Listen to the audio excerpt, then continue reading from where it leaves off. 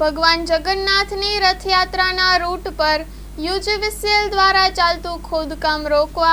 અને road resurface કરાવવા માંગ। Story report by Narottam Rathod. Patan શહેરમાં સમગ્ર પાટણ શહેરમાં ઉત્તર ગુજરાત વીજ કંપની પ્રાઇવેટ લિમિટેડ દ્વારા 11 કિલોવોટની અંડરગ્રાઉન્ડ લાઇન નાખવાના કારણે સમગ્ર પાટણ શહેરમાં ખોદકામ નગરપાલિકા અને યુજીવીસીએલના સંકલનના અભાવે થઈ રહ્યું છે, જેને કારણે ક્યાંક ને ક્યાંક પાટણની જનતા હેરાન થઈ રહી છે, પરેશાન થઈ રહી છે। સમગ્ર પાટણના સારા રસ્તા ખોદી દેવામાં આવ્યા છે, જેના કારણે હમણાં વરસાદમાં પણ લોકો હેરાન થતા જોયા છે। યુજીવીસીએલ દ્વારા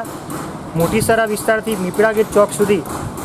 11 કિલોવોટની લાઇન નાખવાના ભાગરૂપે જે ખાડા ખોદ્યા છે, જે રોડ ખોદી કાઢવામાં આવ્યો છે, તેના કારણે ક્યાંક ને ક્યાંક આ વિસ્તારના લોકોને પણ હાલાકી પડવાની છે। આવનારા સમયમાં તારીખ 22ના રોજ ભારતની સૌથી ત્રીજામાં